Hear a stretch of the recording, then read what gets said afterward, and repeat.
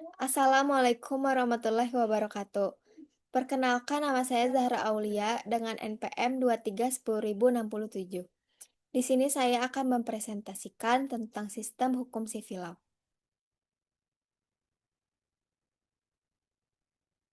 Sistem hukum sivil law atau yang sering disebut sistem hukum Eropa kontinental merupakan sistem hukum yang berakar dari hukum Romawi kuno. Sistem ini menekankan pada pentingnya hukum tertulis yang disusun secara sistematis dalam bentuk kodifikasi. Civil law memandang bahwa hukum harus dituangkan dalam undang-undang agar memberikan kepastian dan kejelasan bagi masyarakat serta menjadi pedoman utama dalam penyelesaian perkara. Selanjutnya, sejarah dan perkembangan.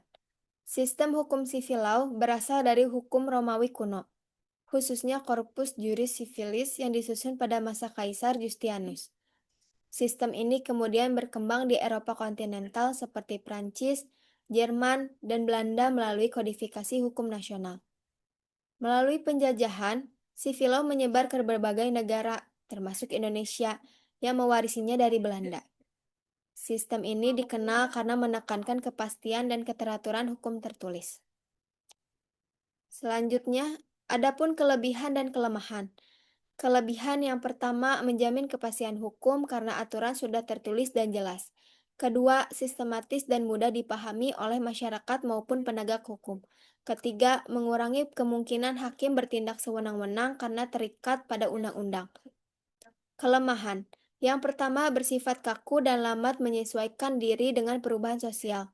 Kedua, peran hakim terbatas dalam menciptakan hukum baru.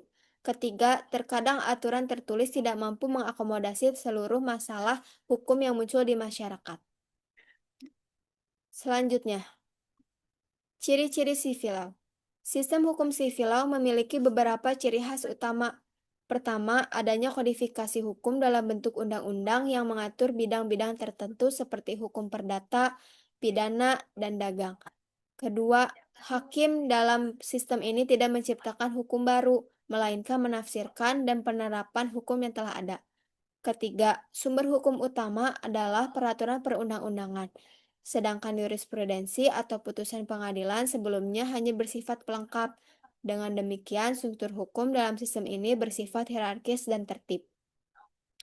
Selanjutnya, sumber hukum sivil law. Sumber hukum dalam sistem sivil law meliputi undang-undang, kebiasaan, doktrin atau pendapat para ahli hukum, serta jurisprudensi. Di antara sumber-sumber tersebut, sivil law menempatkan peraturan perundang-undangan sebagai pedoman tertinggi dalam menentukan benar atau salahnya suatu perbuatan hukum. Sistem ini dianut oleh banyak negara di dunia seperti Prancis, Jerman, Belanda, Spanyol, Jepang, dan Indonesia. Masing-masing negara kemudian mengembangkan sistemnya sesuai dengan kebutuhan sosial dan politik masing-masing, namun tetap mempertahankan prinsip kodifikasi hukum. Selanjutnya, penerapan sivil law di Indonesia. Sistem hukum sivil law diterapkan di Indonesia sebagai warisan dari masa penjajahan Belanda yang menganut sistem hukum Eropa kontinental. Hal ini terlihat dari adanya berbagai kodifikasi hukum seperti Kitab Undang-Undang Hukum Perdata (KUH Perdata), Kitab Undang-Undang Hukum Pidana (KUHP), dan Kitab Undang-Undang Hukum Dagang (KUHD) yang berasal dari hukum Belanda. Dalam praktiknya, hakim di Indonesia berperan sebagai penerap hukum, bukan pencipta hukum baru, sehingga putusan didasarkan pada undang-undang yang berlaku. Meskipun demikian, jurisprudensi dan doktrin para ahli hukum juga digunakan sebagai pelengkap ketika undang-undang belum mengatur suatu persoalan. Penerapan civil law di Indonesia menekankan kepastian hukum dan keteraturan, namun tetap perlu disesuaikan dengan nilai-nilai keadilan serta perkembangan sosial masyarakat.